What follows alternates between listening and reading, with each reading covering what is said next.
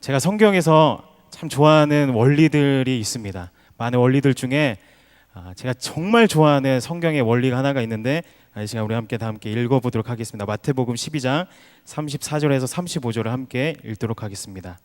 시작. 독사의 자식들아, 너희는 악하니 어떻게 악한 말을 할 수 있느냐? 이는 마음에 가득한 것을 입으로 말함이라. 선한 사람은 그 쌓은 것에서 선한 것을 내고 악한 사람은 그 쌓은 악에서 악한 것을 내느니라. 아멘. 이 말씀처럼 인간은 그 마음에 가득한 것을 입으로 말하는 존재입니다. 이 말의 뜻은 단순히 야 이 새끼야, 야 나쁜 놈아, 이런 종류의 어떤 단순한 입에서 나오는 말이 아니에요. 죄송합니다. 이 말씀은 예수님께서 바리새인에게 하신 말씀인데, 바리새인은 말씀을 깊이 사모하는 자들이고 그들의 삶을 걸고 진실하게 메시아를 기다리는 자들이었습니다. 그런데 백성들로부터 점점 메시아라고 불려지는 그 예수가 그들에게 불편해지기 시작한 것이죠. 예수님께서 병을 고칩니다. 귀신도 쫓아내고 온갖 선한 일을 합니다. 그런데 바리새인 그들의 전 삶을 통해서 그들 안에 형성되어 온 경험과 가치관, 그 생각, 고정관념들이 실제 예수님과 이렇게 맞 부딪혔을 때 그 마음이 막 변화되지 않는 것이죠. 그래서 악에 받쳐서 예수님을 비난하고 막 정죄합니다. 그들이 아집과 교만에 사로잡힌 말로 의도적으로 예수님을 모욕합니다. 당신이 바알세불의 힘을 가지고, 사탄의 힘을 가지고 귀신을 쫓아냈다. 이 말을 들으신 예수님께서 그들의 중심 가운데 말씀하십니다. 야, 이 독사의 자식들아, 너희가 악하다. 이는 마음에 가득한 것을 입으로 말한다. 여러분, 이 말의 뜻은 그 사람의 마음 깊은 중심을 말하는 것입니다. 그 사람의 중심이 입으로 표현된다는 것이죠. 그래서 입에서 나오는 것을 보고 우리가 어느 정도 그 사람의 가치관과 어떤 것을 관심 갖고 있어 하는지 우리가 대충 가늠해서 알 수 있습니다. 근데 우리 예수나무 청년교회 청년들은 그 깊은 마음의 중심 가운데 예수님이 최고의 가치가 되길 바랍니다. 여러분이 마음 안에 있는 그 가치의 끝판왕, 가장 소중한 분이 예수님이길 소망합니다. 우리 초대교회 성도들의 특징이 있었는데 그것은 예수님을 입으로 간증하는 것이었습니다. 증거하는 것이었습니다. 우리 다 함께 사도행전 4장 20절을 같이 읽도록 하겠습니다. 시작. 우리는 보고 들은 것을 말하지 아니할 수 없다 하니. 아멘.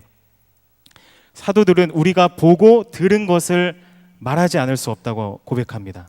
그러면 그들이 보고 들은 것은 무엇입니까? 우리 다 함께 사도행전 3장 14절에서 15절을 읽도록 하겠습니다. 시작. 너희가 거룩하고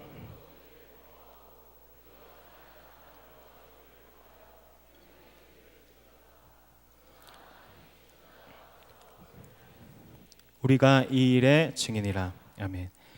사도들이 보고 들은 것은 바로 예수님의 죽으심과 부활이었습니다. 여기서 전도의 방법이 나옵니다. 전도는 예수 그리스도의 죽으심과 부활을 선포하는 것이고 그 예수님의 죽으심과 부활이 내 삶의 중심의 고백이 돼서 그것이 확신으로 나오는 것이 전도 방법입니다. 초대교인들은 때를 얻든지 못 얻든지 예수는 그리스도시고 살아계신 하나님의 아들입니다. 그가 우리를 위해 죽으시고 부활하셨습니다 라고 고백했습니다. 이 고백은 초대교인들 그 마음 깊은 곳에서 터져 나오는 고백이었습니다. 모든 사람은 전도서에서 말씀하듯이 영원을 사모하는 마음이 있습니다. 많은 사람들이 영적으로 갈급해합니다. 채워지지 않는 마음을 채우기 위해서 다양한 방법을 통해 마음의 만족을 얻으려고 하지만 얻지 못합니다. 그런데 초대교인들은 사람들이 고민하는 그 깊은 죄의 고통의 문제와 영원에 대한 문제를 너무나도 명확하게 설명했고 선포했기 때문에 수많은 사람들이 그 복음에 반응했습니다. 그리고 예수님을 영접했어요. 이 시대는 확신하는 것을 명확하게 말할 때 그것이 먹히는 시대입니다. 기독교 이외에도 수많은 막 종교들, 과학, 심리치료, 요즘 대세인 힐링, 그들 나름대로 진리라고 명확하게 선포하고 설파하고 있습니다. 그것들이 때때로 먹히기는 하는데, 그러나 그들이 전하는 진리와 우리가 근본적으로 다른 것이 있다면 바로 복음에 생명이 있다는 것입니다. 믿으시죠? 제가 고등학교 때 좀 들었던 간증인데, 제주도의 한 여자 학생이 예수님을 영접했어요.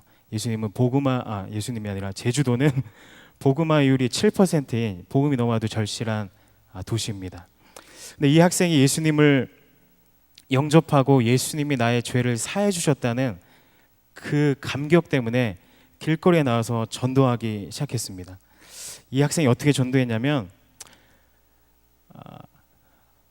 그냥 지나가는 아주머니한테 아주머니를 막 붙잡고 울기 시작합니다. 그리고 계속 웁니다. 한참을 웁니다. 근데 아줌마도 같이 울어요. 이 아줌마가 당황스럽기도 한데 뭔가 감격스러워서 계속 웁니다. 왜 울어 학생? 예수님이 아주머니를 구원하셨어요. 그냥 이 한마디를 했을 뿐인데 이 아주머니가 구원을 받았다. 이런 간증을 제가 듣고 고등학교 시절 때 충격을 받았습니다. 전도는 굉장히 논리적이고 설득적으로 논리정연하게 말하는 것이 아니라 이 고등학생의 말처럼 그 안에 담겨진 생명을 말하는 것이 전도입니다. 그 고등학생의 울음 안에 담겨진 예수 그리스도가 당신을 위해 죽으시고 부활하셨다는 그 확신이 그 사람의 마음을 변화시키기 시작하는 거죠. 근데 저는 이런 간증을 들으면 조금 괴리감이 막 듭니다. 내 안에 정말 예수 그리스도의 죽으심과 부활의 그 확신이 있는가? 내가 그것을 지금도 누리고 있는가? 하루는 하나님께 물어봤습니다. 주님, 복음을 좀 쉽게 알려주십시오. 뭔가 복음은 명확하게 내 안에 확신되는 것이고 그것을 내 입으로 선포하는 것이고 내가 그것을 선포했을 때 사람들이 반응하는 것이고 이것을 좀 더 명확하게 알 수 있도록 내 삶에서 이것들을 명확하게 알 수 있도록 좀 알려주십시오. 이렇게 하나님께 물어봤을 때 주님께서 이런 감동을 주셨어요. 음식이다. 음식. 일부 청년들은 제가 많이 먹는 걸로 오해하고 있는데 저는 맛있는 것을 맛있게 먹을 뿐이지 많이 먹지는 않습니다. 저를 가만히 생각해 보니까 물론 저보다 더 고수인 분들도 많으시겠지만 제가 목사님에게나 혹은 청년들에게 맛집을 알려줬을 때 그들이 한 번도 실망한 적이 없는 것 같아요. 청년들이 무슨 음식을 먹을까 고민합니다. 근데 제가 그 방황하는 청년들한테 가서 명확하게 확신하게 말합니다. 이 음식점에 가라. 내가 먹어봤다. 무한도전에서 정영돈이 말한 것처럼 내가 봤어. 내가 경험했다는 것이죠. 그것을 말할 때 막 음식점에 대해서 뭐 서비스는 어떻고 맛은 이런 뭐 조미료는 이런 걸 쓰고 이런 걸 얘기하지 않아요. 가봤다. 너 먹어봐라. 그럴 때 청년들이 맛보고 기뻐합니다. 하나님께서 이것을 생각나게 하시더라고요. 내가 경험한 것을 확신있게 선포하고 이 음식점 진짜 맛있어. 너 절대 후회 안 해. 이 선포를 들었던 사람들은 처음에 의심쩍어요. 정말 맛있을까? 근데 음식점에 가서 직접 맛봤더니 기뻐하는 것. 진짜 맛있네. 김월 변호사님 말이 맞네. 이게 좀 우습지만 여기서 저는 전도의 원리를 알았어요. 내가 경험되어진 것을 확신 있게 말하는 것. 확신 있게 말하는 것. 내가 경험한 것은 내가 보고 들은 것이에요. 내가 맛본 것이고. 그것이 내 안에서 다른 어떤 논리를 펼 필요가 없이 나 먹었다. 너도 먹어봐라. 이럴 때 그 사람들이 반응하더라는 것입니다. 그래서 여러분들도 그 안에 담겨진 그 확신으로 예수님을 선포하고 자랑하시길 바랍니다. 우리 사도 바울도 진짜 가치를 깨닫게 되자 그의 평생 동안에 형성되었던 가치관이 변했습니다. 우리 다 함께 빌립보서 3장 7절에서 8절 말씀을 읽도록 하겠습니다. 시작. 그러나 무엇이든지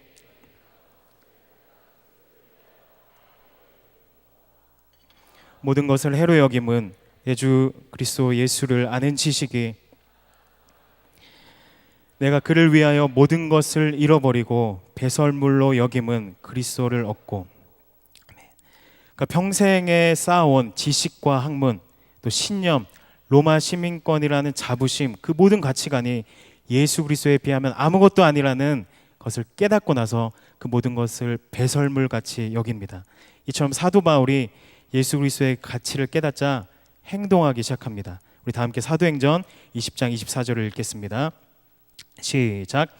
내가 달려갈 길과 주 예수께 받은 사명 곧 하나님의 은혜의 복음을 증언하는 일에 나의 생명조차 조금도 귀한 것으로 여기지 아니하노라. 아멘. 사도 바울이 예수 그리스도의 가치를 깨닫고 그의 삶을 복음 전하는 삶으로 헌신했습니다. 예수님께 받은 이 사명은 어떤 율법적인 누가 시켜서 하는 사명이 아니라 내가 예수님을 사랑하기 때문에, 내가 그 가치를 알기 때문에 그냥 자연스럽게 나오는 행동입니다.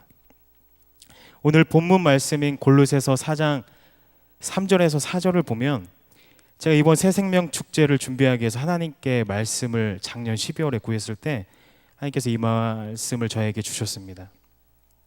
처음에 이 말씀을 봤을 때 제 마음에 다가온 것은 하나님께서 전도의 문을 열어주사 였습니다. 우리 공동체가 함께 전도를 위해서 중보기도 하고 서로 중보기도 해줄 때 전도의 문이 열릴 것이다 라는 확신이 제 안에 생겼어요. 계속 이 말씀을 묵상하면 묵상할수록 전도의 문을 여시는 하나님의 능력을 제가 주목하는 것이 아니라 이 그리스도의 비밀을 전하고 싶은 바울의 심정이 느껴지기 시작했습니다. 골로새서는 감옥에서 쓰여진 편지입니다.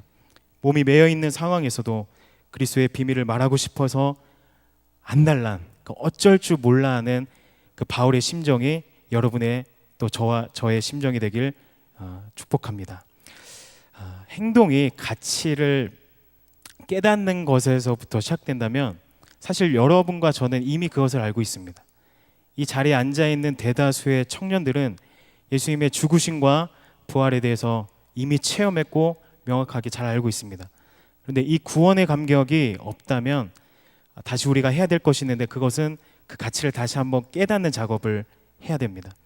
저와 여러분들이 이 땅 가운데서 얼마나 놀라운 시대에 살고 있는지, 얼마나 여러분들이 위대한 자들인지 한번 알아보도록 하겠습니다. 다 함께 마태복음 11장 9절에서 11절 말씀을 함께 읽도록 하겠습니다. 시작.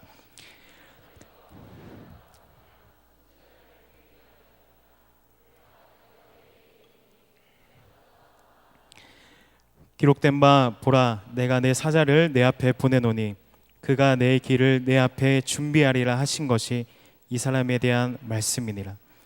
내가 진실로 너희에게 말하노니 여자가 낳은 자 중에 세례 요한보다 큰 자가 일어남이 없도다. 그러나 천국에서는 극히 작은 자라도 그보다 크니라. 예수님께서 세례 요한에 대해서 이렇게 평가하십니다.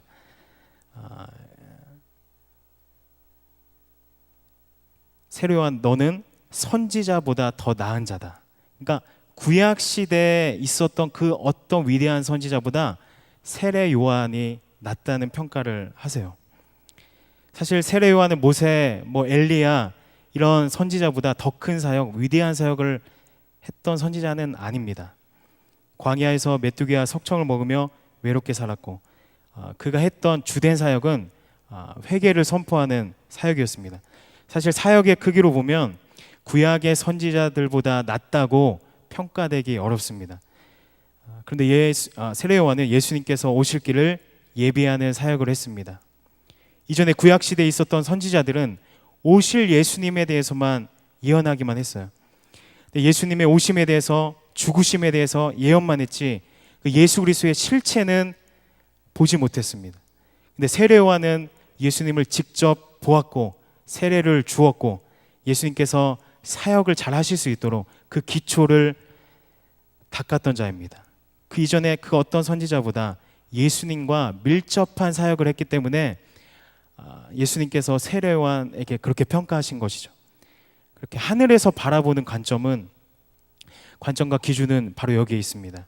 얼마나 예수님을 명확하게 알고 이 땅 가운데서 경험하는가가 사역의 크기를 결정합니다. 그런데 더 놀라운 것은 이것입니다. 다시 한번 마태복음 11장 11절을 함께 읽도록 하겠습니다. 시작. 내가 진실로 너희에게 말하노니 여자가 낳은 자 중에 세례 요한보다 큰 자가, 그러나 천국에서는 극히 작은 자라도 그보다 크니라. 구약의 어떤 선지자보다 나은 선지자인 세례 요한도 천국에서는 작다고 평가됩니다. 여러분, 여기서 말하는 천국은 하늘 위에 있는 어떤 천국 그런 것들을 이야기하는 것이 아니에요. 예수님께서 천국은 여기 있다 저기 있다 하지 못할 것이니 바로 우리 마음속에 천국이 있다고 말씀하세요. 이 땅의 천국은 바로 하나님의 나라, 예수 그리스도의 죽으심과 부활을 믿은 거듭난 자들 그 마음속에 하나님의 나라가 임합니다. 세례 요한은 예수님의 길을 예비했던 자이지만 예수님의 죽으심과 부활은 경험하지 못했어요.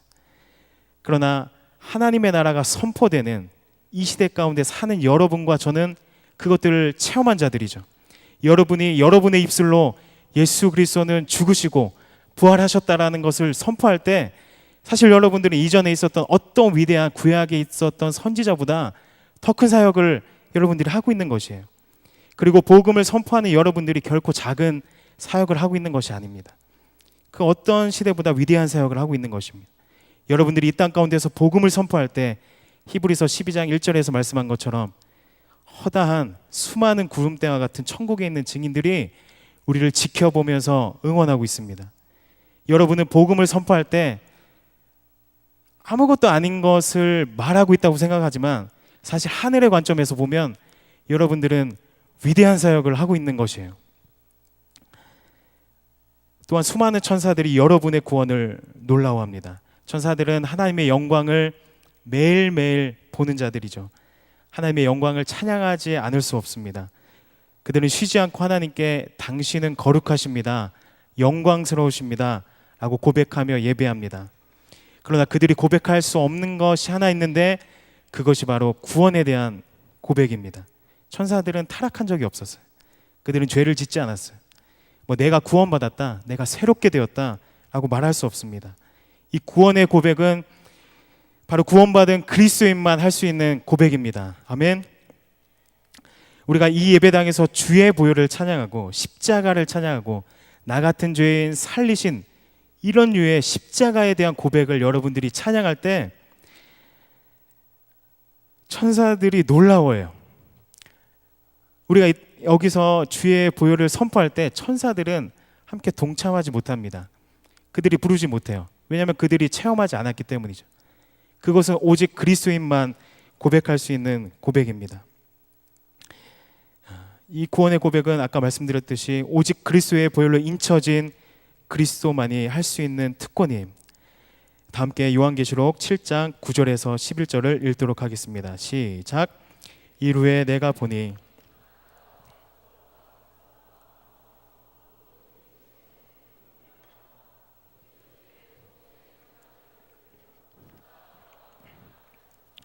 큰 소리로 외쳐 이르되 구원하심이 보좌에 앉으신 우리 하나님과 어린 양에게 있도다 하니 모든 천사 보좌와 장로들과 내 생물의 주위에 서 있다가 보좌 앞에 엎드려 얼굴을 대고 하나님께 경배하여 이르되 아멘. 찬송과 영광과 지혜와 감사와 존귀와 권능과 힘이 우리 하나님께 세세토록 있을지어다. 아멘.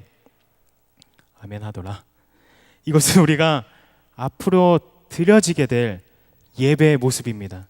각 나라와 백성과 방언에서 구원받은 자들이 함께 모여서 그들의 입에서 즉각적으로 선포하는 것이 뭐냐면 우리가 천국에 왔습니다, 감사합니다, 이런 고백이 아니라 구원하심이 하나님과 어린 양께 있도다.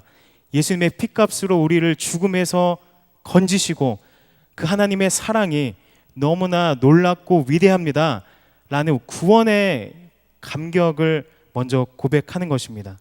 이렇게 구원받은 자들의 고백을 듣고 그 주위에 있던 모든 천사들이 함께 화답합니다. 찬송과 영광과 지혜와 감사와 존귀와 권능과 힘이 우리 하나님께 세세토록 있을지어다.